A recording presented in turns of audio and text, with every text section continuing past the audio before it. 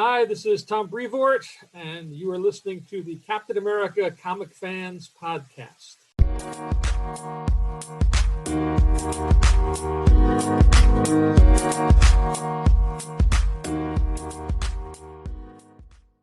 Greetings, Cap fans, and welcome to episode 35 of the Captain America Comic Book Fans Podcast. I am your host, Rick Verbanis, and as always, I'm joined by the best co-host out there, Bob Lucius. Bob? Rick, 35? Hold on, Bob. I didn't say hi yet. Hello.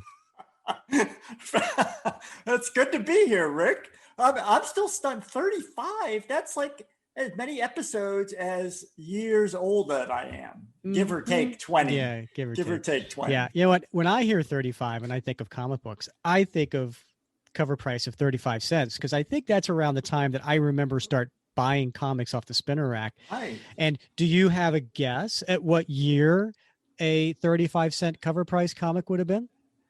Gosh, man, it had to have been around, I don't know. I mean, it seems to me they were still 35 around 78 or so when I started. That's a good guess. That's a really good guess. It would be in 1977.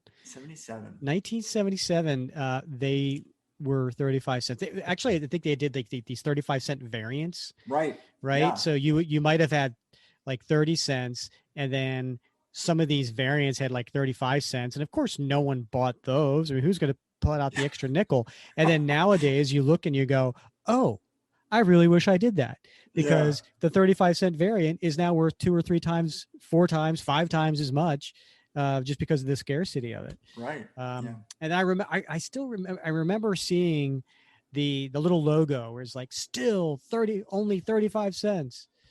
Do you remember that? I do. I do. Yeah. Well, you know, it's great that we are talking about that time period, because we got a great guest that is going to be joining the show here momentarily. And he started reading comics in 1973. And that is Mr. Tom Brevoort. Now, if you don't know who Tom is, you're like, oh, I know that name, but what is he? Where do I know him from? Well, as a Captain America comic book fan, you would know that name because he has been the editor of Captain America Comics since 2004. So for the last 17 years, he has been the head editor of the series, as well as other many other titles, of course. And of course, in addition to being executive editor, he has, I think he's the senior VP of publishing at Marvel Comics. So we're very fortunate to have Tom Brevoort on the show, and we're looking forward to talking with him. Yeah, Tom is. I plan on giving him a little ribbing, because he is like one of the super busiest guys in comics that I know, because I mean, you get to figure editor of many series, right? Senior VP of publishing. But this guy, he is engaged like on social media with fans. Mm-hmm. He writes blogs that are, he did a great series comparing Golden Age Cap stories to the Silver Age Tales of Suspense Cap stories, and sort of pointing out the similarities and differences when those stories were retold. But he's just a very prolific guy in his contributions to the industry. And so this is going to be a great conversation. Yep. So let's get to it. Welcome to the show, Tom. You know, I think I told you we're both University of Delaware graduates. Our time briefly overlapped, with you graduating a few years before me. I think I was a freshman when you were a senior there. And looking back, man, I sure wish I did what you had the brilliance of doing, and that was being an intern at Marvel Comics your senior year. And Right. you turned that into a 30-plus year career at Marvel, having been Marvel's longest serving editor. When you stop and take a look back, what are your thoughts on being in the business twice as long as you were a fan? Well, I like it, if for no other reason than it helps to pay my my bills and keep a roof over my head and you know, all of that stuff, you know. But I don't tend to segregate it, you know, quite that way. It's a thing. Every day is the same sort of day. I gotta sit up. I gotta come up with the best stuff I can for the books and the characters we're working with, and I have to deal with whatever the situation happens to be on the ground at that moment.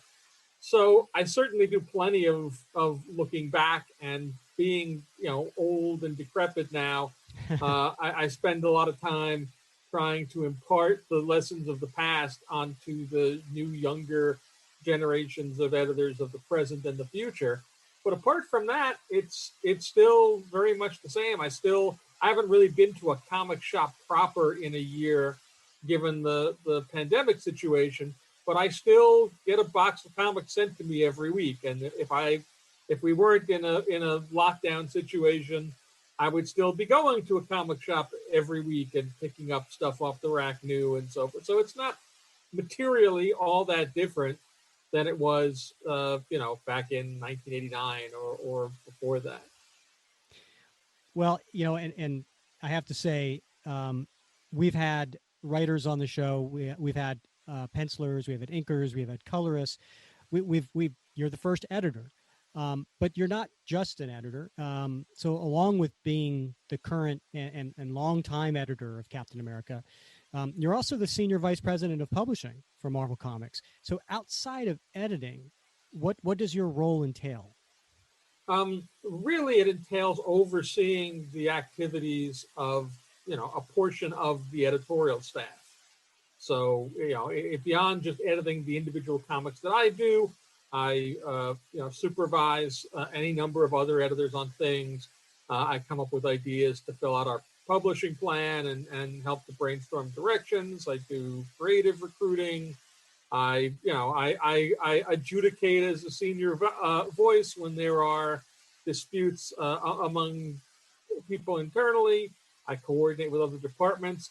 I do a lot of podcasts and things, a lot of historical stuff, because I know a lot of things. It's a wide spectrum, but generally speaking, most of my days are spent making comics.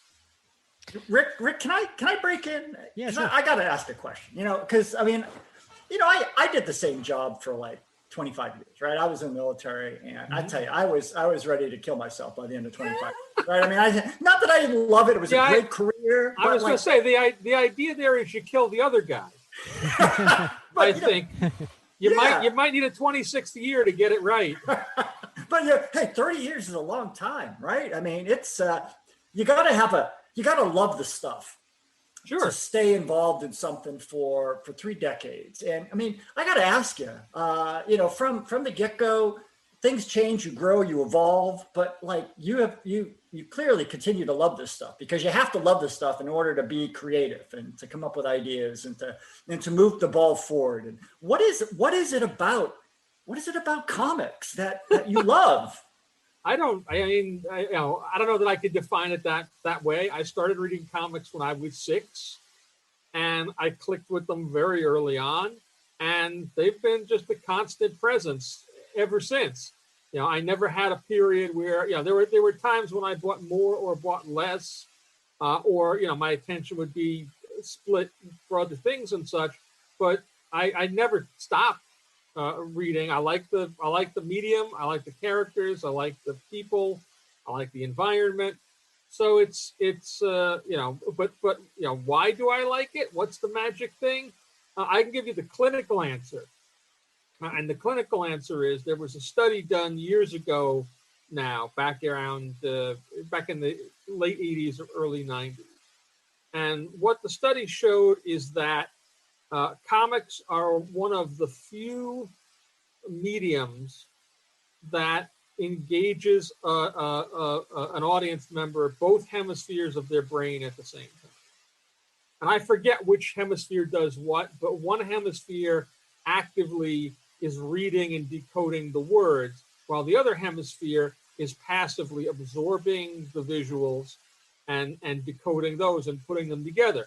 Nothing else, or very few other things, engage both halves of the brain at the same time. If you're reading a novel, you're using the language center. If you're watching a film or a streaming show or something, you're engaging the visual side. But comics are one of the few mediums that have both halves of the brain working at the same time. And there's a certain type of person for whom that sensation or that experience is pleasurable. They like it and they can't get it anywhere else. And that, I think, is, when you segregate out the people that really become longtime comic fans and read the books year after year after year for decades on end, from people who do it for a year or two and wander away, or who never get into it. It seems like those are people that are more predisposed to enjoying that physical sensation of neurons firing on both halves of the brain, that you can't duplicate virtually anywhere else. A subtitled movie is maybe the closest other thing that I've found. That's amazing. I'm sorry, Rick, but I gotta follow up on that, because I gotta figure out what that study was, because I'm an educator now, and and that really appeals to me, and that's not something I had heard before. But I'm gonna look into that. So thanks for that insight, Tom. Sure. Again, I don't, that study was done, like I say, either the late 80s, maybe the early 90s. I heard about it, when I came to Marvel, and people talked about it then. It was common knowledge among, the higher up editors at that point. But I have no knowledge as to who actually did the study, how it was done, or whatnot. So if you can track it down, that would be great. Yeah, it is fascinating, and I hope we can track it down, because just at the very minimum, just so I can use it to say, see, I'm not immature. Well, one doesn't preclude the other. You can't have both. That's true. So this is the Captain America Comic Book Fans podcast. So of course we have to talk to you about that, because Sure. you are the current editor, and so. But actually, you know what? Let me take a step back, because I don't think we talked about what you do as the senior VP of publishing, but take the listeners through what an editor does, because the writer, the penciler, the inker, the colorist, the letterer, these roles, they're pretty straightforward. I mean, but the many jobs of the editor is a bit of a mystery, I think, for many. Sure. So can you take us through a typical day or a week for an editor? Well, there is no typical week. Like, you can't possibly sum that up in that way. The analogy that I've been using for a long time when people ask me to describe what the job is and how it works is, it's like being a combination of the coach and the manager on a sports team. I don't go out on the field and play the game, but I get to choose who does. I get to choose what positions they play. I can call a play if I want. I can swap a player out. I can put in a pinch hitter or designated runner. I can call for strategy. I can change the team uniforms. And I'm responsible for making sure that the club is there at the stadium when it's time for the game to go on, ready to play, and all lined up and scrubbed up and good and ready to do the job, and everything in between. I'm responsible for getting them to the next stadium, and so forth. And so that's an analogy that, again, people can kind of wrap their heads around what it is I do in a broad sense. In any given month, I'm putting out directly, usually in the neighborhood of a dozen individual comic releases. And by individually, I really mean myself and my assistant and associate editor who work directly with me. And I'm overseeing, if we're publishing approximately 70 books a month, I'm sort of probably overseeing 35 to 40 of them, with some overlap with other people, which really just means there are actual people that are editing them, and at different points I'll do a readout and a pass, and I'll give some feedback, or people will come to me with questions or things of that nature. But within that, every 30 days, if you're a monthly comic, you have to put a comic out. So that means making sure that schedules are being generated and met. People have their stories and know what they're doing. Everybody has the reference they need. That people are getting hired for all of those various jobs, all the way down to letterers and colorists. That work is coming in. That it's getting funneled to the next person. That all of that work is of a quality, befitting the Marvel Comics group, and that everything is functioning as well as it does. And looking at things like how a book is doing, how it's selling, how it's being reacted to, and then adjusting as need be to the conditions of the marketplace. So it's all of that, and more. You know, in a typical day, I think we easily go through 1,000 emails. Because so much of this these days is done by email rather than it used to be when I started out. It was much more, you know, you do it on the phone, and we would use FedEx a lot and so forth. And now, because almost everything is electronic and digital, it's all, you know, able to be processed and moved along on the computer, and I can zap a file to someone halfway across the world virtually instantly. Where, you know, back in the day you'd have to put it in FedEx and it would take 2 days to get to so and so in Brazil or Spain or somewhere to be able to work on it. So it's all of that stuff. 1,000 emails a day. Wow, that I gotta tell you, I cringe when I get my 200 a day, so I can't imagine. Yeah, it's not so bad if you keep up with it. The problem is if you take a day off. Yeah, because then you're starting at a 1,000 email deficit. I love the sports analogy. It's perfect. It's dead on. As a sports guy, I totally get it and I appreciate it. Yeah, so I'm the least sports guy there is, but yeah, that's a language I can use to let people who are not comics people understand what it is we're talking about. So you've been the editor of several great Cap stories over the years, and I think you've been the editor since 2004 at the end of Volume 4. That's right. So we want to talk about a few of them, but let's start with the current series, Volume 9, written by Ta-Nehisi Coates.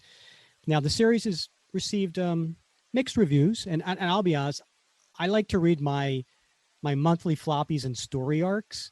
So I'm only caught up to issue 19 because I haven't read All Die Young yet. I'm waiting for it to end, so I'm going to read it all at once. Right. But in our Facebook group, which has, you know, over 3,500 Cap fans, there tends to be split on the series. In a recent quote, you stated, after a stellar 2.5-year run, Ta-Nehisi is bringing his tenure of Captain America to a close with an epic finale to the story that he's been building all throughout his time on the title. So do you think fans who may have criticized this volume for being too slow, will they be happy with the finale, which is due out next week? I think that typically and traditionally, when a run is going on, by and large, not every single run, but by and large, that's when people are most vocal about not liking it.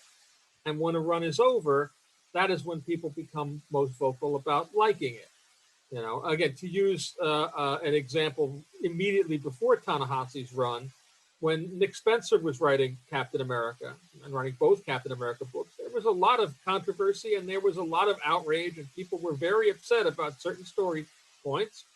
But now that it's over, you don't hear anything about that. And all anybody talks about in terms of that run, if they talk about it at all, is the stuff that they like. So that just tends to be the way of things in general. You can get runs that are super popular when they're happening, but it's relatively rare. Most of the people that talk about comics and tend to be the most vocal about them tend to be the people that aren't all that happy with them because they are articulating and trying to affect change by going, why can't this be more the way I would like it to be? So will people be happy? The people that don't like the run at all will be happy that now somebody else is doing it. So on that level, yes.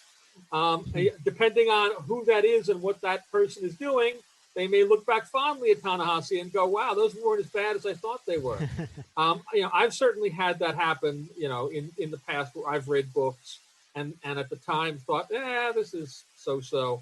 And then after the fact, 5 or 6 years, I can look back and go, I thought that was so-so at the time, but it's really better than a lot of the stuff that came since it.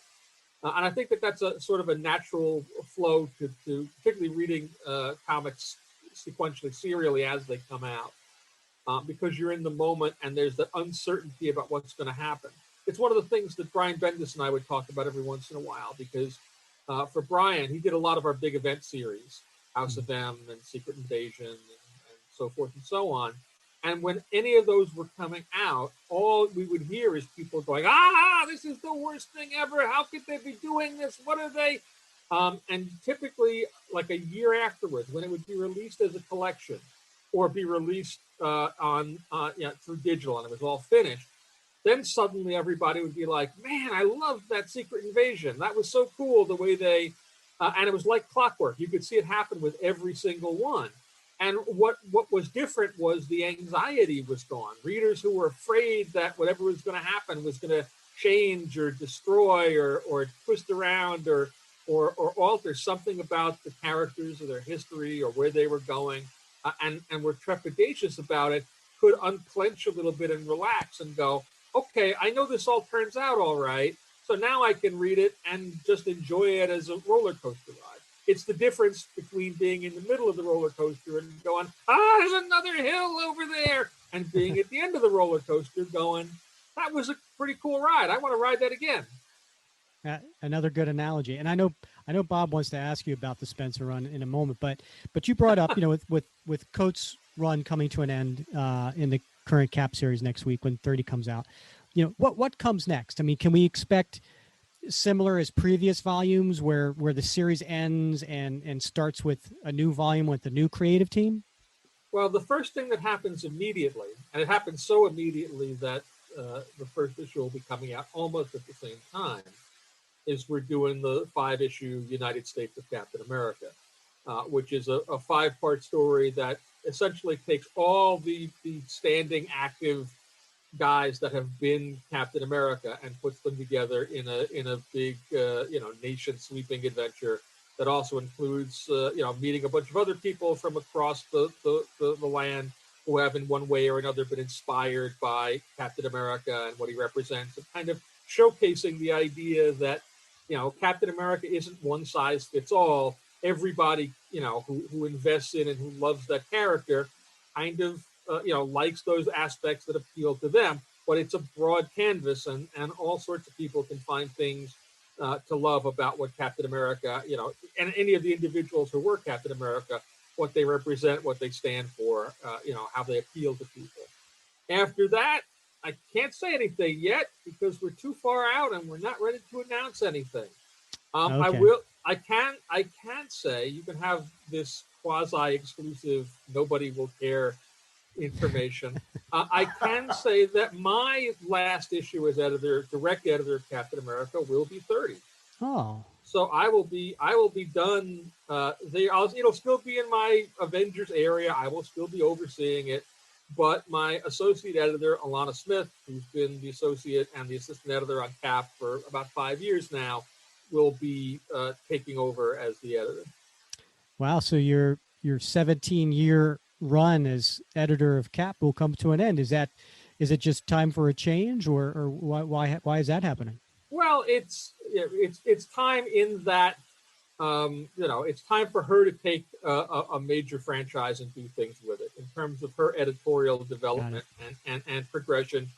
This is the point where she needs what I call an anchor story. She needs a big character in a big book that she can build out and make a franchise out of and devote more individual time to. And I have plenty of things to do. Even without Cap, I still have Avengers books and Fantastic Four and Iron Man and a million other things to deal with. So, I've done it for a long time. I've done it for longer than anybody else with an asterisk. And that asterisk is Cap is like the one character whose history goes back to the 40s. Right. And so, if you count that Stan was technically editing it from like 1941 to 1949 and for a year and a half in the 50s, and do you count the times in between where there was no Cap book? Technically, he was still the editor. Stan is longer than I am. Sure. But apart from Stan, nobody else. And I think I haven't actually sat down and done the full math, but 17 years has got to be pretty close to how many years actively even Stan was editing Captain America. Well, so if I'm second to Stan, that's fine. I'm fine being the number 2 guy there. Yeah, it's a great place to be second to. And we wish her well in her new role as editor when that continues. So I guess this wouldn't be giving away too much, but issue 30 in legacy numbers is 734. With the landmark 750 approaching, Can we expect a temporary return to legacy number like we did with 700 or even 600? I think I mean, honestly, it's too early to tell. I think we'll definitely do something to celebrate 750.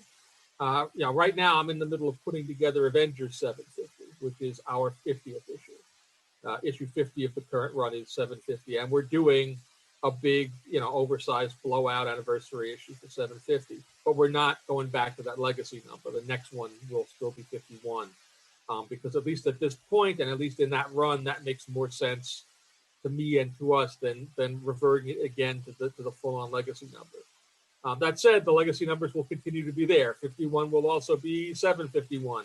So for those of us who like having that ongoing feeling of continuance and continuity, that'll still be represented there as well. With Cap, I don't know. It's hard to say because that's a little further out. And I won't be the only one making that decision. If we get there and a lot of feels like, yeah, there's a strong reason for us to go back to 750 and stay there and keep that going that way, then it's possible that we'll do that. But those are conversations and discussions that we'll have in whatever it'll be, another year and a half. Yeah. Tom, there's been some, well, I mean, you can't describe them as anything other than bold storytelling choices in the Cap mythos under your watch, right? I mean, we've seen the assassination of Steve Rogers at the end of Civil War. We saw the reintroduction of Bucky and the Winter Soldier storyline. We've even seen Peggy Carter brought back in the recent volume, right? But maybe among the boldest of choices was its introduction of the Supreme Hydra Captain America in that infamous Hail Hydra line. Yes. At the end of the first issue of 2016's Captain America Steve Rogers series. I mean, that story has garnered a lot of love and a lot of hate ever since, but there's no disputing that it was a super bold move, taking the whole story in an unexpected and unprecedented direction.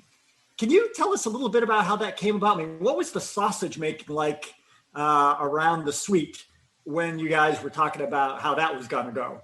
Well, that was, Nick Spencer had that idea. I can't remember. It's been long enough now that I can't remember whether he came with it initially or it was something that developed as we went. Because he first signed on to write Cap when it was just Sam as Captain America. Rick Remender had ended. We went into Secret Wars. We were coming out of Secret Wars. And Rick wasn't going to be able to continue after that. So he signed on at a certain point. I think he had, because Steve was still a character in the book. Steve was old man Steve at that point. The Super Soldier Serum had been neutralized, and he was, running S.H.I.E.L.D. and heading up, the espionage world. And there was always a feeling like at some point he's going to come back in some way, shape, or form. So Nick had the idea of, we'll do this story. It'll be standoff, and it'll involve all this other stuff. The secret prison that Maria Hill has set up to rehabilitate criminals by effectively brainwashing them and giving them new identities and having them live out their lives in this sort of Pleasantville-like town. And at the end of that, we'll use the Cosmic Cube, who was at that point a little girl, to put Steve back to normal. But the twist will be she doesn't put him back to normal. She puts him back the way Hydra would have wanted him put back. And so then we can set up the second book, and the punchline at the end of the first issue of the second book will be he'll throw Jack Flag out of the plane, and he'll turn to the other guy and go Hail Hydra. And that's exactly what we did. And that was interesting because the whole time, and you can sort of see it right now, the chatter is picking up again along the same lines out in the zeitgeist out in the world since the Falcon and Winter Soldier show just came on. There was a lot of push and pull from people about whether or not Sam Wilson as Captain America was a good idea or something that they could get behind. And so, knowing that and sort of steering into that, we went, okay, how do you challenge Sam? How do you make it seem like, put him up against insurmountable odds and let him rise to the challenge? And it seemed like, well, let him fight Steve Rogers' Cap effectively. let him be challenged by, the other guy, a Dark Mirror, Professor Zoom, Reverse Flash version of, but one that legitimately feels like Captain America. And that was a big enough story idea that when we first talked about it, it very quickly ballooned into, okay, we won't just do that as a big Captain America story. That's going to kind of have to be a bigger sort of line-wide Marvel event, and that was Secret Empire. But that all started with Nick and with, really, being the arc of, Sam, going through that heroic journey, hitting his lowest point and coming back in the end to win out.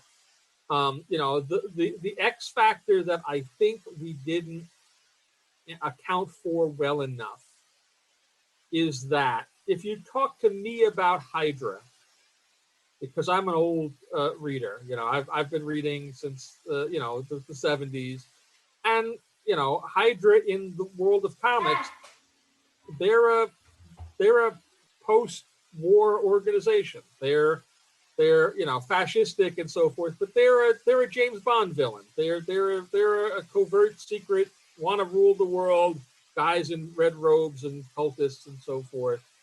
But when Marvel Studios started doing the films, they leaned into Hydra as a direct substitute for actual Nazis. And, guys at studios can speak about why they made that choice or what they were doing and why they did it. Certainly, I'm sure that had to do with, these movies have a worldwide audience, and the history is dicey in terms of getting showings in certain lands and such. But since they did that, a whole bunch of people who've come to Captain America and to that mythos, being introduced or brought in through the Cap movies or the Avengers movies or whatever, they equate Hydra equals Nazi. And we really didn't anticipate that. I mean, Captain Hydra, we always knew was going to be a shocking turn of events, but we weren't specifically going, oh yeah, he's a Nazi in our heads. But and particularly as fans got stirred up, they kind of went out and stirred up other people, particularly other people who hadn't read the book, but who only knew Cap from the films or whatever. And so it kind of mushroomed into a much bigger thing than we anticipated that it would. It didn't really change our plans. We kind of powered through and did the story anyway, and like that's what we're doing. But it just meant there was a lot more outrage going on at the time, and a lot more vitriol being thrown our way. I had to cancel at least one convention appearance because there was a death threat that our security team deemed a legitimate death threat. Holy cow! And how to get the local PD involved in and so forth. And again, it's not like anything happened. This is all par for the course. But people, got really polarized by this. But honestly, for all that, I don't want anybody to be upset per se. The very fact that people were that outraged and engaged, to me means, oh, there's something right here. You're doing something right, because the worst thing that you can hear when you put a comic book out is silence. Like if nobody's paying attention, or that's it. Yeah, everybody's seems like they're happy, they're not engaged, and so I don't want to be actively provoking in a negative way. I want to do stories that are legitimate and make sense, and but again, when you're on the ride, you can't necessarily see where the end of the ride is. And as you're going up the first roller coaster hill, you don't necessarily know what's over on the other side of that hill. And I can understand how for a reader that could be, scary. And people have very strong opinions about all the Marvel characters. Captain America, certainly the same thing is true of Spider-Man or any of the X-Men or whatnot. You do something big with one of these characters, you make Doc Ock Spider-Man, say, and people get really upset about it. And it's not really until the story is over that they can kind of calm down and go, shoo, okay, Captain America's all right. He's fine. He's back. It's okay. Now I can actually just read that story as a story and either enjoy it or not enjoy it without the baggage of, oh my God, is this going to wreck Captain America for all time? Is this thing I love going to be forever, considered a Nazi thing or whatever? So it makes it a little more fun, Yeah. but Wow. it's part of the gig. Yeah, well, you're absolutely right. As far as people, fans are emotionally invested, right? And Sure, and that's what you want. 100%. And so look, you look at our Facebook group, right? I mean, they're all emotionally invested in the character of Captain America. All love the character, and to your point when you were talking about the United States of Captain America, there's it's not a one size fit all. So Yeah. all the different fans have maybe love Cap for different reasons. So in some cases, people saw the Nick Spencer run and appreciated it for its intricacy and how the story behind taking what if basically Steve Rogers was a fascist, or whatever Right. the case may be, and he's a brilliant tactician, and what would happen if, right? And then some are, well, not my Cap, don't ever, associate Right. that with my Captain America. And so, no one's right or wrong here, but you certainly get a reaction. So let's talk about a beloved volume that you worked on, volume 5, written by Ed Brubaker. And I want to say one of the common surprises, we hear from fans is regarding the art team. And when I say surprises, it's they didn't really notice at the time that the artists were shifting back and forth. Well, the series started with Steve Epting penciling Sure. and inking, Yep. and then you have Michael Lark doing flashbacks, and then you have Mike Perkins coming on and inking, and then as an alternate penciler, and then you have Butch Geis, and then later Luke Ross. All of these artists seem to have a similar style for this series. And as an editor, was that by design to keep the look and feel of the series consistent, or was this all thanks to the coloring of Frank D'Amata? It's a little of both. I mean, anytime that you need to bring in somebody to play second chair or to help out with the book, you kind of want to keep it as seamless as you possibly can. Having Michael Lark come in early on with Steve, that was just a desperation thing. Steve and a number of those guys had been working at CrossGen before that. And CrossGen, went belly up and suddenly they had to find new gigs. And my memory of it is we probably started that run of Captain America a little bit under the gun, which is one of the reasons why Epting, out of the gate, needed help as early as he did. The first issue is big too, so that was a little harder to get through. And so, the good news is a lot of those artists, Epting and Butch and Mike Perkins and such, they had all been together at CrossGen. Like they'd all been working together to begin with. And they do have, they don't do the same thing, but there's a sort of similarity of tone or similarity of value of style to what they're doing. And they were all kind of available and in the mix at the same time. So I was, fortunately able to juggle back and forth between them. And every time, we needed to bring somebody else in to be the anchor person, I had somebody there who was of a piece with, with the sort of style and tone that Epting had set. The further along you go, the further it drifts from that. Not that we had bad artists, but once you get to the point where, like, Brian Hitch is drawing it, or Pat Zerker, or even Steve McNiven, like those are all great artists, but they're not as shadow oriented as Epting is, and it's just inevitably like you start to drift because you just can't get people who always do exactly the same thing. But as long as it happens gradually enough and the artists are good, most readers are fine with it. Yeah. So we had the fortune of having a couple of people around in the mix at the same time who were available and who could be called upon to keep that all consistent. And I did a couple of fill-ins by other people. Lee Weeks did one issue, and Right. John Corleone did an issue. So they're not that far afield either stylistically. But that was just I had the right tools at my disposal and was able to put them into play, and it worked. It held together. And certainly the fact that Ed wrote it all and wrote it all with a consistency of approach and consistency of vision probably helped.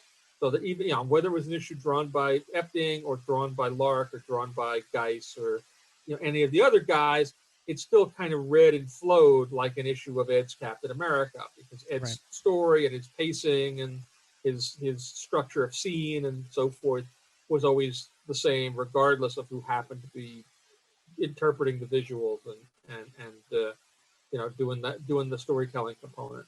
Yeah, it all flowed very well, and that was always a question in my mind: was that intentional? And thanks for filling us in on that. And so, speaking of Volume 5, when Ed approached you about bringing Bucky back from the dead, what was your reaction to that? That's a longer and more complicated question than you probably realize, but I'll tell the story anyway. I think I've told it a couple of times over the years, and it's nothing like there's anything secret about it. The idea of bringing Bucky back was sort of in the zeitgeist even before that point. Before I had the book, when it was with a previous editor and a previous creative team, there was a point where they wanted to bring Bucky back, and they pitched it, and for a number of reasons, it didn't happen. It was shot down, and I was one of the most vocal proponents, going, "You can't do this." There was a meeting one day at Marvel, and we were waiting for the meeting to start, and myself and Joe Quesada were there and waiting for whoever it was that was going to arrive to start the meeting. And we were talking about this Bucky coming back thing. And Joe was like all for it. Anything that was sort of, controversial and provocative and so forth, Joe tended to like. And I was the more conservative one. And we started talking about this back and forth. And as we talked, our voices got louder and louder and louder until we were like full on yelling at one another. And then somebody showed up and we started the meeting. And so not only we were angry at one another, but we were very invested in this. Anyway, it didn't, the story didn't happen. It ended up being shot down. That creative team did something else. And, then eventually X number of months later, the book moved from there to my world. That all happened in and around the time of Avengers Disassembled, when Brian Bendis was coming on to Avengers. Brian was friendly with Ed. They lived in the same area of the country and knew one another. And Ed had been doing Catwoman and Batman and Gotham Central and things for DC. He hadn't done anything for Marvel, but he was a huge fan of Captain America. And he told Brian, like, man, if there's an opening, I'd really like to write Captain America. So Brian called up Joe and said, hey, I've got this guy, Ed Brubaker. He'd like to write Captain America. So Joe talked to him, and Ed's idea was, I want to bring Bucky back. I've always wanted to do this since I was a kid. And Joe was like delighted by this. And, all of that I heard about, and pieced together after the fact. What I remember for sure was I was in my office and Joe came in and he said, hey, I just got this call from Brian, and I talked to this guy, Ed Brubaker. He's interested in writing Captain America. And I went, oh, Ed Brubaker, the writer of Catwoman and Batman and Gotham Central. He's really good. I like that. Let's get Ed to do this. And Joe kind of like got this shit-eating smile on his face and was like, and he wants to bring Bucky back. And I went, fuck, I'm in trouble now. And he was so happy, because this was the thing that he had been arguing for in the previous iteration. And now here was somebody that wanted to do it. So, the first conversation I had with Ed, I called him up and I said, Ed, like, I have problems with this. I have issues with the idea of bringing Bucky back, and I got a lot of them. And Ed said, we talked for a while. Ed said, okay, well, look, write all of your stuff up and send it to me.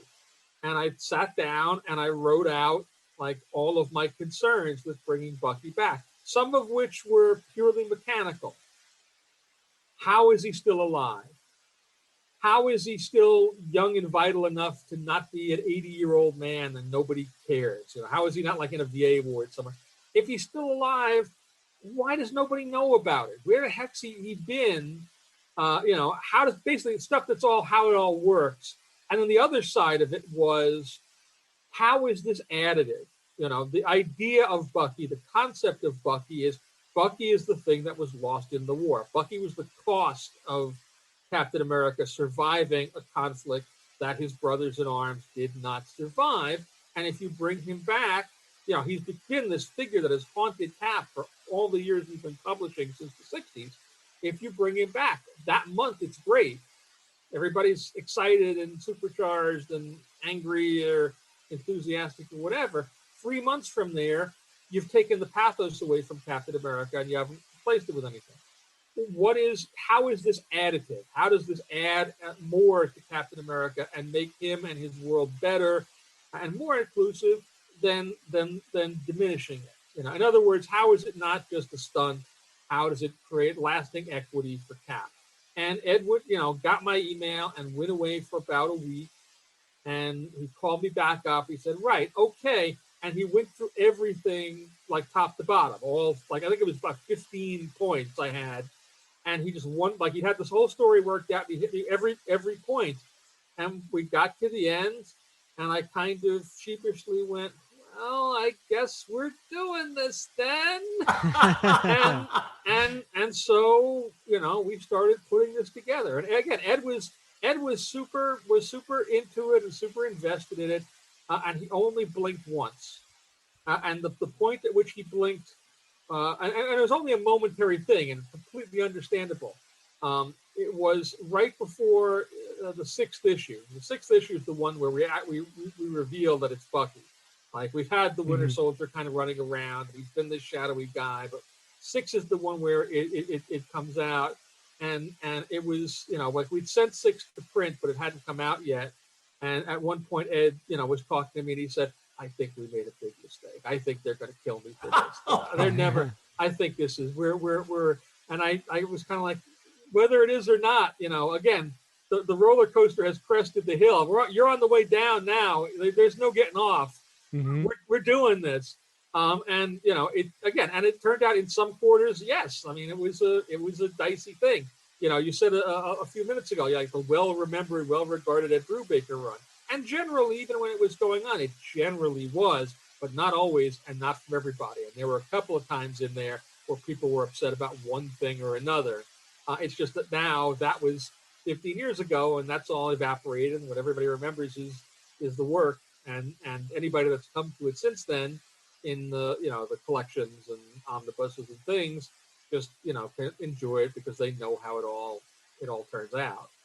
Well, I have to say that's a great story. I haven't heard it before, but one of the things that impressed me was those 15 bullet points that you came up with. I mean, they were all. I mean, you didn't go over all 15, but what you brought up were excellent questions. Is what value does this bring to the mythos? And you're right. I mean, what happens, with that pathos that's, a month later? You brought up, as the editor, that's another example of basically what you do, right? And that theoretically is what what an editor should be, in my estimation, should be doing. Your job is to create equity.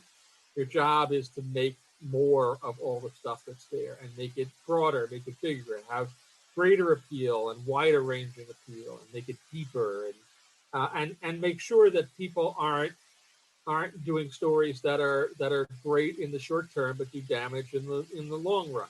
Or you're making the moment, the strategic decision in that moment that, well, we need something in the short term here, and the long term will have to sort itself out because now it's time. We need to do something like this. But it's also Ed had an idea, the guy had an idea, and in the end, he was able to work it far enough where that idea actually got to see print and be actualized rather than just being shut down or shut off. When I'm giving notes to somebody on any script, I like, in most instances, to try to offer a suggestion as to what could be done to remedy whatever the problem is I'm pointing to. But I tell people constantly, I don't care if you use my solve or not. My solve is there, or my starting point for a solve is there to give you some kind of a toehold into a problem, so that you're not just flailing and it's not just, I don't like this, fix it. Here's a way you could fix it. Here's an approach. Maybe if we did this. What I care about is the problem gets fixed. And so if you come back with a totally different solution and it works, that's great. You know, I figure most of our writers are going to be smarter and you know, more adroit about doing this stuff than I am, as they should be. It's also, and I point this out to people too, it's also a valid solve to convince me that what I think is a problem isn't actually a problem. That what I look at and say that doesn't work. Well, yes, it does, because X, Y, and Z. And that argument makes enough sense that I go, okay, well then we'll try it. Okay, what the heck? Nobody tends to die from making comic books. So our stakes are relatively low. The worst thing that happens is you put out a lousy comic and people don't like it, and next month you get to do another one. So on that level, you know, while we take this all very seriously, it's not, the stakes are not life and death, and that means sometimes you can roll the dice, and if somebody's convincing enough or you know, seems impassioned enough about what they're doing, you'll sometimes go, okay, well, we'll take a shot at that. It's not like we can't turn it back around next month if we need to. In the world of comics, you can do virtually anything, and it's for all that we're concerned about, you know, equity in the characters and so forth. It's that they really are incredibly resilient, and it's really hard to get stuff to stick to them in a bad way long term.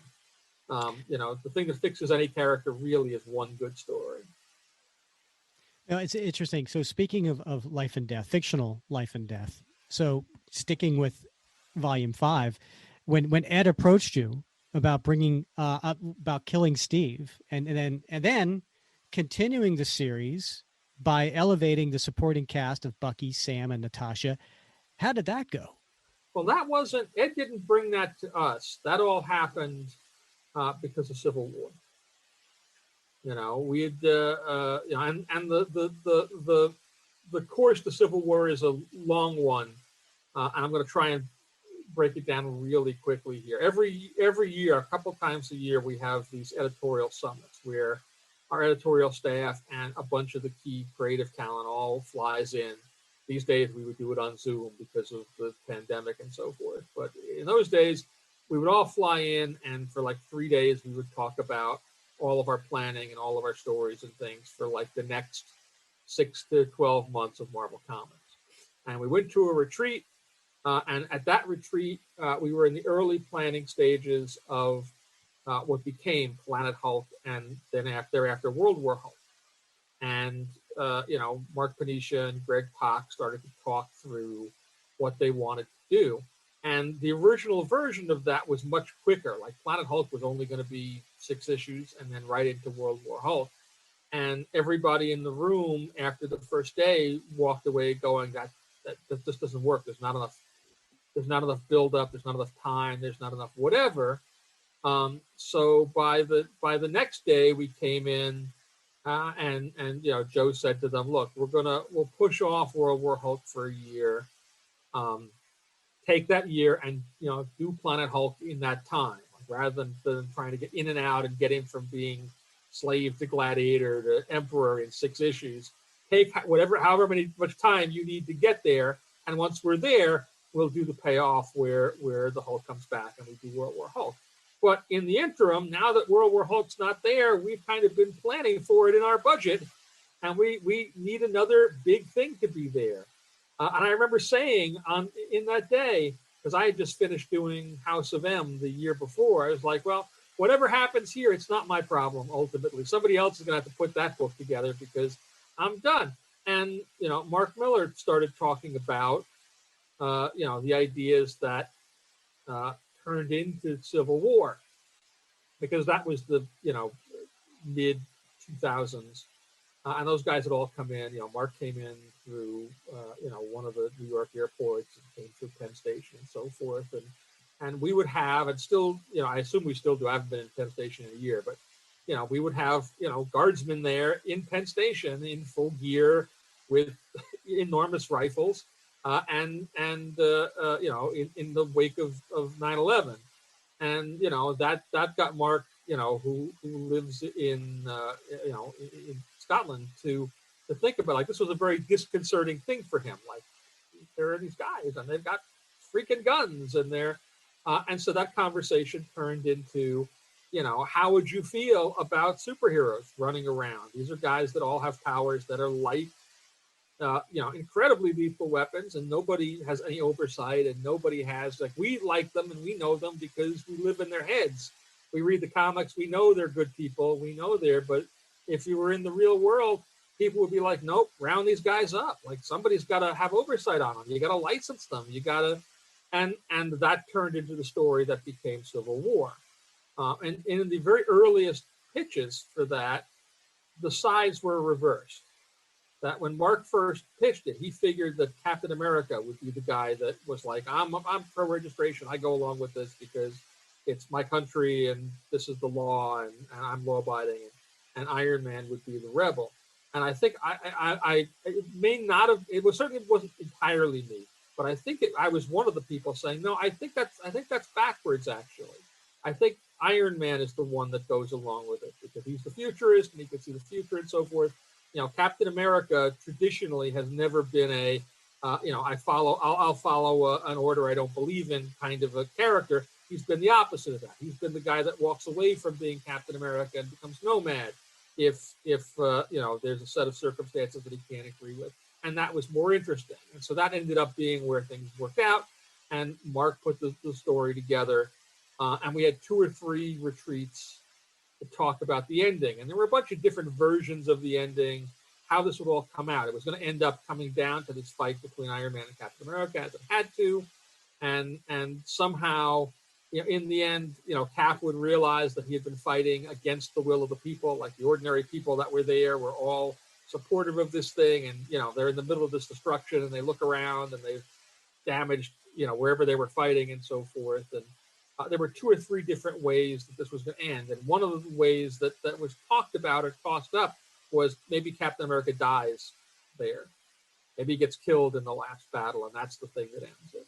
And that wasn't actually the way we ended up going, because as we, hashed through the story, and it was all of us. So, Ed was around, and Brian Bendis, and JMS, and Jeff Loeb, and Joss Whedon was there a little bit, and Greg Pak, who I mentioned earlier, and probably a bunch of other people I'm forgetting, plus all the editors.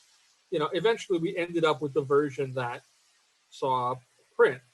And the sort of Solomon-like decision we made was, okay, Civil War will end with Cap surrendering and having his day in court, and I'll make my argument there, and then he'll be killed in the follow-up issue, which will be Cap 25, which Ed will write.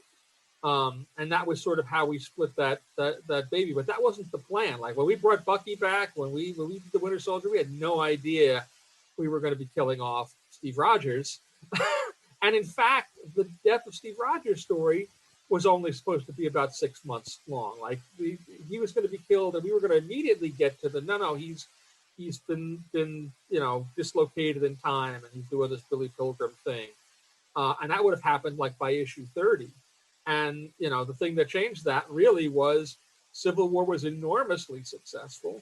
And the issue of Cap 25 made the front page of the New York Daily News. Like, it was hugely successful.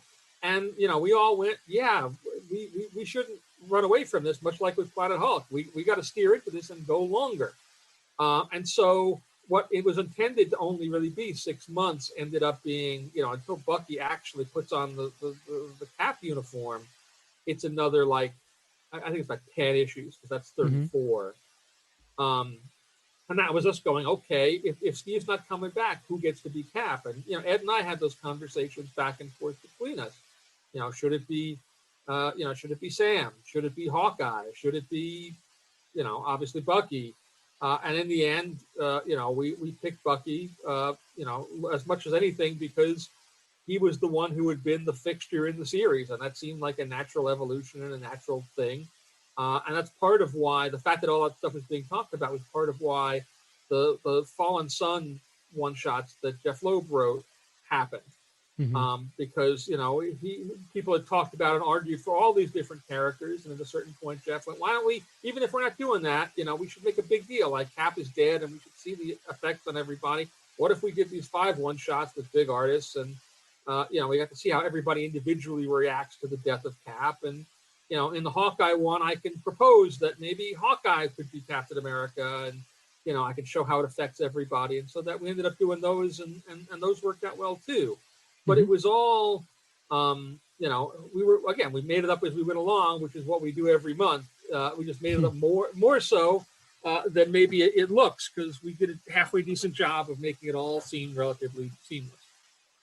I would say more than halfway job. It was a fantastic story, and as I mentioned before, the fact that the series continued and did well without the main character was a real credit to Ed Brubaker and the team, to elevate these other characters and not miss a beat, right? Yeah, well, that Ed had, again, he'd wanted to bring back Bucky forever, and he was really invested in that character. So moving him into the lead role and letting him carry the shield and be Captain America and be a slightly different, flavor of Captain America, that was good. And all the prep work we had done early on, where we talked about how does this build equity? How is, the fact that Bucky is back and, he's now this tragic figure who's got this stuff in his past and doesn't know if he can trust himself, and is also in his way a man out of time, but who's lost all this stuff and is sort of like a soldier coming back from the war with PTSD and has these issues. Gave you lots of raw grist going into sequences where now he's got to be Captain America, and a very different sort of a figure than the figure he's been up to this point. And can he do it? There's a little bit of that Wally West even of I'm having to wear the boots of my mentor and they don't fit well, but I have to walk the walk, and all of that was stuff that Ed did really excellently in making him an ambivalent figure, but not one that was hesitant in carrying out the duty of that position. So, I don't want to oversimplify it, Tom, but, I've been reading comics for a long time. And to me, there's basically two types of storytelling, right? There's sort of the stories that entertain, they're kind of fun, they're, quirky, they're, engaging, they're exciting, but it's kind of like cotton candy, right? You read it and you're like, okay, that was good. But then there's sort of the storytellings that, at least to some degree, they engage in some sort of social or cultural or political commentary, or there's some deeper message, right? So like Civil War, was a perfect example, right? There's an arc that really sort of had a broader message, or that famous, the first Secret Empire run by Englehart, right? I mean, that there was sort of something going on there beneath the surface message. And again, that's a simplification, right? Because any good storyteller is usually able to weave both those sorts of elements without being too obvious about it. But is that a difficult balance to strike? I mean, realizing that comics have to sort of appeal to a very broad and diverse audience. I mean, not only different ages, different genders, different education. I mean, the whole gambit. Well, it varies sometimes from character to character. That's a more difficult issue with Captain America than it is with, say, Iron Man. Because I could do, you can't do the same story with any two characters to begin with if it's a really good story. But, in the abstract, I can do a story with Iron Man where Iron Man makes a choice. Iron Man falls off the wagon. He's drinking again. And, that's a story about that fallible human being. If I do that same story, Captain America falls off the wagon and now he's drinking again, that takes on a completely different meaning because Captain America carries a different symbolic resonance, a different weight. So stories that might be easy to do with a different character are more challenging for Cap, simply because Cap represents a whole bunch of different things to a whole bunch of different people. And sure, it can be difficult. All of the best Marvel stories, and the thing that we try to do with all of them is we want to reflect the reality of the world that we live in. But we want to do that through metaphor, superheroic metaphor. Civil War was very much a reaction to and a response to where people were and how people were feeling in the years following 9/11. But everything was couched in superheroic terms. It wasn't, it was about the essential questions, the divide between, security and freedom. How much civil liberty are you willing to give up for how much security, and where is that balance? Where is that line? We just put it all in terms where it's guys in costumes who shoot rays out of their hands, and that that's a thing that it's there, but it's slightly more under the surface, and that's a thing that the Marvel books generally have always done. You talked about Engelhart's Secret Empire. It's entirely possible to read that story completely on the surface and not know, particularly since Engelhart couldn't actually come out and say what he was saying. It's all danced around. It's all very obvious if you're in 1974, and obvious because it's been covered a lot since. But you could just read it and go, yeah, there was a shadowy mastermind, and he kills himself, and that's it. And Cap is sad because he's killed himself, and now he's going off. And you can read it on a wholly 6-year-old superhero level. But if you've got the world experience, you can find greater meaning and greater metaphor in this stuff. And so that's what we strive for, pretty much every issue, every month. And sometimes we hit it better than other times, and sometimes we don't hit it so good. And sometimes our balance is a little off, and sometimes we're too on the nose, and sometimes we're not on the nose enough, and so the message doesn't come through or comes through muddled. That's part of what separates the Marvel books and the Marvel characters from everybody else's. And so I don't see us really changing that. We'll just hopefully keep trying at it and do it well more often than we do it badly. All right. Well, on a sort of a related note, there's no doubt that creators and really the industry as a whole is paying a lot more attention to diversity and representation than ever before, and that Marvel is really, it's leading the way. It's kind of leading the chart. Yeah, it really is. You've got some great titles coming up. The Marvel Voices series is doing some amazing work, and you mentioned earlier this idea of this 5-issue miniseries, The United States of Captain America, which I'm super looking forward to this. I really can't wait for that one to debut. And I don't have to tell you how important it is for readers, young and old, to see characters and heroes that look like they do. Right. Mm-hmm. And the renewed interest in Sam Wilson and Isaiah Bradley in the wake of the Falcon and Winter Soldier TV series. It just shows how hungry people are to see their own faces in the faces of their heroes. And yet for some people, that sort of level of inclusivity and representation seems a bit forced and almost reflexively unwelcome. As a leader of Marvel, what do you say to readers who find those efforts? I don't know. Somehow they're not quite embracing them yet. Yeah,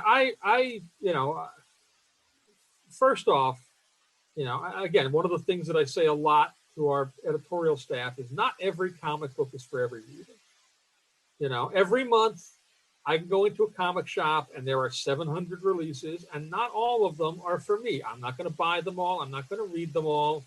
And if I did, I wouldn't enjoy them all because some are to my taste and some are not. Some maybe are executed a little better than others, and there's the individual taste of style and so forth. But there's material that appeals to me and there's material that doesn't.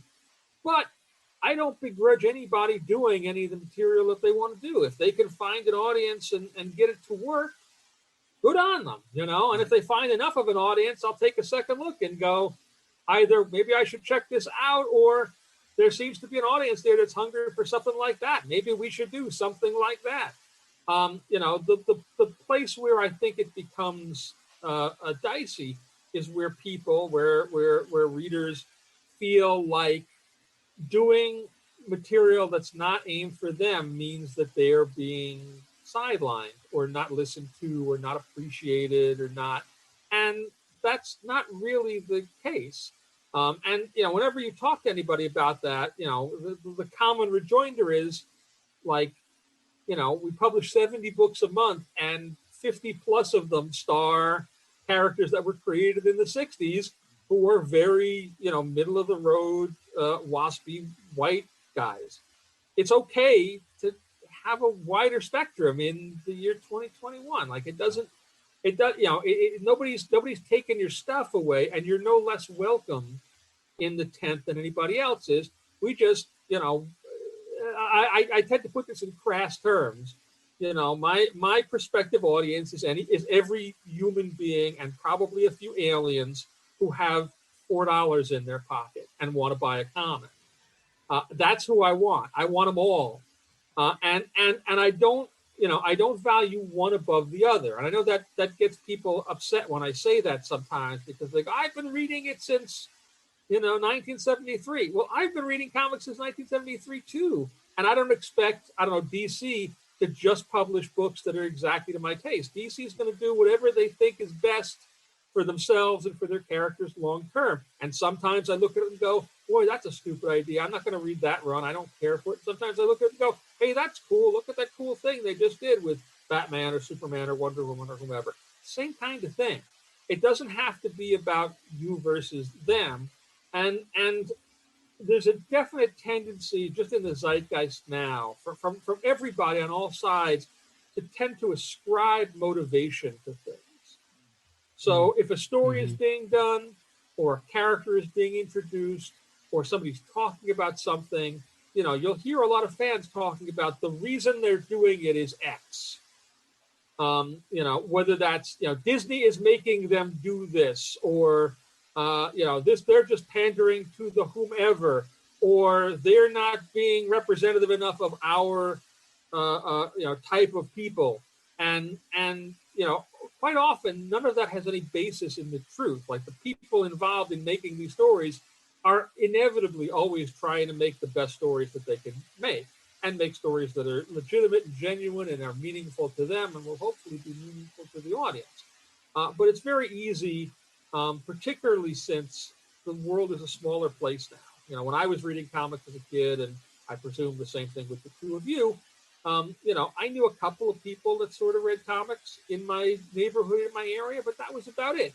And we would get together and bitch about whatever was going on in the Hulk that month or whatever. But it was just, me and two guys at a 7-Eleven. Right. Whereas today, the way that conversation happens is it happens online. And what that means is no matter what opinion you happen to have, somewhere in the world there is somebody else that will share it. Yeah. And it's all amplified by the fact that you're in a much huger loudspeaker. And so it's much easier to find the 10 guys in the world who don't like that issue of the Hulk to get together and go, it's the worst issue of the Hulk, the thing they're doing, why are they ruining the Hulk? The Hulk is being destroyed, it's for all these reasons. And for each of those guys to kind of prop up all the other guys, and like, my opinion is clearly legitimate and genuine, because that guy feels the same way. There's people around me, and everybody tends to go, look, everybody feels the way I feel.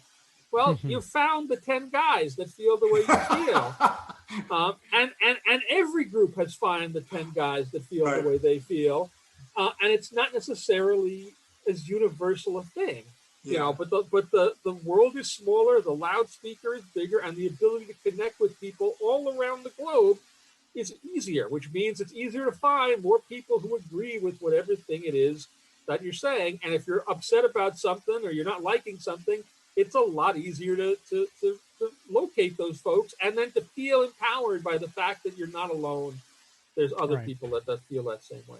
Yeah. So again, my message here would be, like, if a comic that we're doing isn't for you, it's okay. There are other comics that we're doing. You can buy one of those, or if you really have to, I'll be sad and it won't be any good. You'll have a terrible time. You could buy a DC book or an Image book or a Dark Horse book. I wouldn't advise it. Take it with water at a doctor's recommendation. But seriously, we publish a wealth of material. We do. Yeah. And then even beyond that, there's 80 years of back issues. Right. There are more issues of Captain America than you can easily read in your lifetime. Yeah. So if you're not happy with where things are right this moment, the arc of history shows that everything will change.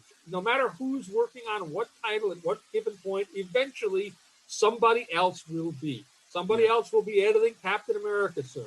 And that means it won't be the same as it was when I edited it since 2004, any more than mine was the same as the guy before me and the guy before that.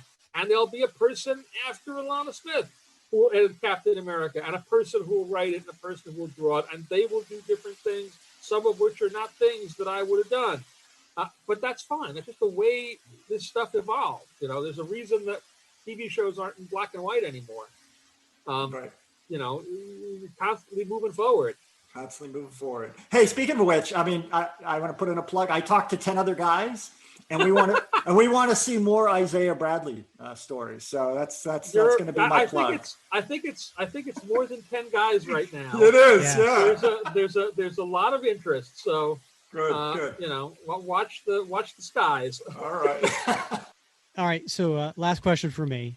So having worked on the Cap series since 2004, and with the current series ending, do you have any personal favorites? And so we've got volumes 5 and 6 with Ed Brubaker. Mm-hmm. We have volume 7 with Rick Remender, the Sam Wilson series, the Hydra series, the Mark Waid redemption arc with the legacy numbering, the current recent Coates series. You know, for you professionally, is there any that you're just like, you know what, that one it puts a smile on my face that I was involved with that? Well, this is a cop-outy answer, but I like all of that. and you know, part of the reason you can tell that is because I put it out. Like it's all mine, and you know, there might be individual issues in those runs that I don't like as much as others, or I don't think we hit right, or we ran into a time crunch or something, or we just didn't execute something as we might have, or you know, there's ups and downs. I think certainly, you know, the biggest, most popular stuff is always going to be the biggest, most popular stuff. So, you know, when my obituary, they're certainly going to say, you know, editor of Civil War, guy who was editing the Winter Soldier stories. Mm-hmm. Like those are going to be the ones that you know, that combination of Winter Soldier, Civil War, particularly since the two are so joined in people's minds since the Marvel Studios films. Mm-hmm. You know, those are going to be the things that I'm recalled for when everything else is burned away, because they're just the ones that have had, at least up to this point, the biggest reach beyond just the world of comics. But, you know, seriously, we didn't talk about, you know, Rick very much, but I like Rick's run on Captain America an awful lot. I like the Dimension Z story we did. Mm-hmm. I like the stories we did right after that with Nuke and the Iron Nail and the first run of Sam Wilson Captain America, all new Captain America with him and Stuart Immonen. I loved all of that. I loved all the work we did on with Nick Spencer on what became the 2 Cap books, you know, Sam Wilson and Steve Rogers, and, you know, up to and including all of Secret Empire. I loved working with Waid and Somni on the Legacy run up to 700, and then the 4-parter we did after that. You know, Mark and Leo Fernandez. Leo. Shoot, I'm blanking on his name now. Cap 701 to 704. Yeah, right. Where the futuristic. The future issues. Yeah, I liked all of those. Yeah. And I like you know, the Ta-Nehisi run, and they each do different things, and they're each a reaction to, you know, whatever the zeitgeist of the moment is. And some of them do some things better than others, and some do worse things. It's not like every issue of everything that I've done I feel is like equal. Honestly, I even like you know, the pre Brubaker stuff, because I did the 4 issues during Disassembled with Robert Kirkman and Scott Eaton. And I was doing the Captain America and the Falcon book, you know, before that with Priest. And Joe Bennett and Bart Sears. Mm-hmm. So, you know, I tend to like all of that, but, you know, the stuff that looms the largest clearly is going to be, you know, Winter Soldier into Civil War, Death of Cap, Death of the Tree. Yeah, and we just one of our recent podcasts, we reviewed the Mark Waid Man Out of Time miniseries that you were also involved with. Yeah, that was a good. Mark did a great job on that, as well as, God, I'm forgetting the artist now too. I'm blanking on guys' names. today? Jorge Molina. Jorge Molina. Right. Of course. Yeah. So I like that one a lot too. And that was a very typical Mark Waid series in a way, in that Mark is very good and very structure oriented. He's been doing this a long time. But Mark has a way of working, and it works for him. So it works and it's good. Which is, Mark likes to jump off the cliff and then on the way down figure out how he's going to survive. and so we started that series, and we had stuff very broadly like blocked out, but we didn't necessarily know exactly how it was all going to end and how it was all going to come together. And at a certain point, Mark hit on this notion of, the first Kang story, I'm going to have Kang send Cap back to the 40s.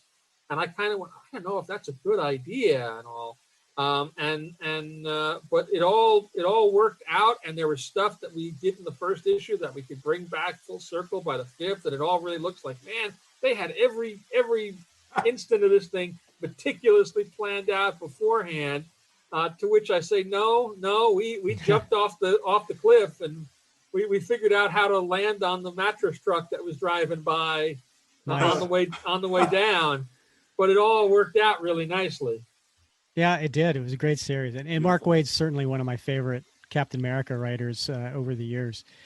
So it's obvious you still have a tremendous passion and love for comics industry. And I highly recommend to all our listeners, go to tombrevoort.com and you need to check out his website and all of the regular updates Tom provides, including his thoughts on various periods of comics, his top 5, top 10 lists, his favorite comics from each year. And like he said, he started in 1973. He has a great video series, including a series in the philosophy of editing comics. So in case you ever wanted to learn more about that, I mean, there's so much comic goodness here to check out at tombrevoort.com. In one of his videos, Bob, I don't know if you saw this, which is top 5 characters that should have remained dead. And I couldn't help but notice Bucky did not make that list. Surprise, surprise. I could hardly put Bucky on that list, being that I was the one, with Ed and everybody who brought him back. If I thought Bucky should stay dead, I would have left him dead. Right. And here's a little teaser. If you want to, I'll give away one of the 5, but everybody have to go watch the rest. Jean Grey, according to Tom, should have remained dead. And then he tells you why. So it's fun stuff. Other than your website, what is the best way for fans to reach you? Well, I'm on Twitter. I'm Tom Brevoort on Twitter. I'm on Facebook. I'm on Tumblr. I'm on Instagram. I'm all over the place doing stuff. I'm on YouTube with the YouTube channel, which is usually connected to the tombrevoort.com. I'll post stuff there. On a day-to-day and 280 character level, Twitter is probably the easiest. For stuff that's a little more substantive, probably the tombrevoort.com or the YouTube is where you want to go. Tom, wait, do you not sleep? Because you're like the busiest. You're like the busiest man at comics, man. Your productive output is impressive. But it's also, at this point, my office is my house and has been for years. So it's not like I have a 2-hour commute anymore like I used to. So something's got to fill that space. Yeah. I meant to ask you about that. I grew up in Delaware, and I know you went to University of Delaware. Where did you grow up? I grew up. I was born on Long Island in Queens, and lived there till I was 14, 15, and my family relocated to Delaware. My dad worked for the Chase Manhattan Bank, and all the companies were incorporated in Delaware, and that was starting to go on then. And so they opened up a new headquarters or office there, and he was transferred to Delaware. And so, I did most of high school in Delaware, and then, went to college in Delaware. Okay. Yeah. And you and I went to the same comic book store. That would be Captain Blue Hen. Still there, Captain Blue Hen. I know, God love him. Yeah, I remember the old brick building that was on Main Street. You know, that's when I first started going there. And was it Paul? Paul? Yes. Was the Paul Stivic? Yeah. So he was a teacher at Newark High School. Mm-hmm. Science teacher, I think it was. That was his day job, and he did the comics as a sideline, as a side hustle. Yeah. Well, I got to say, thanks so much for joining the show, Tom. It's been a real delight having you on, and it's certainly a great conversation. Sure, happy to be here. You know, we'll have to do it again at some point. Absolutely. All right, and good luck next week with your last issue of Captain America. You'll be missed. Well, thank you. Yeah. All right, that was one heck of a conversation. Always love chatting comics with guests, and Tom didn't disappoint.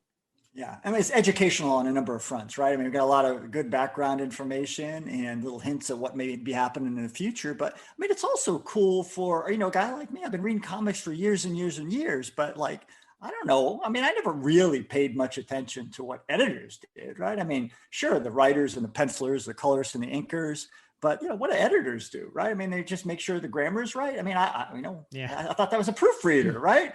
That's what I know from editing as an academic, but like, man, the editors do a lot. So that was educational for me to like hear how the sausage is made. Yes. You know, it's funny too. I look back on the path that I took career-wise, right? And certainly no regrets. But you know, it's funny, like, again, we were at the college at the same time. He went and did an internship at Marvel. His life turned out one way. I have always been in comics one way or another. I started off doing, I actually promoted shows for a little while. I had some one-day cons that I did. Well, actually, I started off selling comics at cons. Then I started promoting cons. Then I had a store for a little bit in Alabama. Then I was fortunate enough to launch an e-commerce website before eBay got too big and took away all my customers. And I had an e-commerce store. I mean, I shipped out over 10,000 orders. Then I had a retail store for many years in Atlanta. And then when I had to sell the e-commerce store, I had to sell the retail store. I was on the publishing side with Avatar Press as the director of marketing, doing that for a little bit. And then I, you know, got out of that and got a real job, as my ex-wife would say, and would just kind of now dabble, right? I buy and sell comics, you know, online. And then the fan part of me, you know, with this Facebook group and this podcast, I feel like I'm still in it somehow, some way, on some level, because it's in my blood. I can't get out of comics. It's like the mafia, right? Even when you think you're out, they pull you back in. I can't quit it. Well, we're happy to have you, Rick. Happy to have you aboard. I tell you, man, it is a passion, no doubt. And it's fun talking with other passionate people like yourself, Bob, like Tom, and like so many members of our Facebook group. So, all right, let's talk about real quick what we're going to talk about in our next podcast, episode 36. We're going to go back. We're going to go back way back. Yeah. Let's go back to Tales of Suspense number 58, which is the first issue with Captain America in Tales of Suspense, where and this is before the story becomes split in 59, where you have one Iron Man story and one Captain America story. In 58, it's a story starring Captain America and Iron Man. So let's do that one. Yeah, that's a good one. I mean, that one really takes you back. There's a lot of sentimentality over that Tales of Suspense run, and for good reason. And yeah, a lot of love for it. So I think it's due. All right, let's do that one. 12-cent issue. All right. As always, Bob, so much fun. Rapid Cap with you. Yep. Let's do it again soon. All right. I'm Rick Verbanis. He's Bob Lucius, and you've been listening to the Captain America Comic Book Fans Podcast.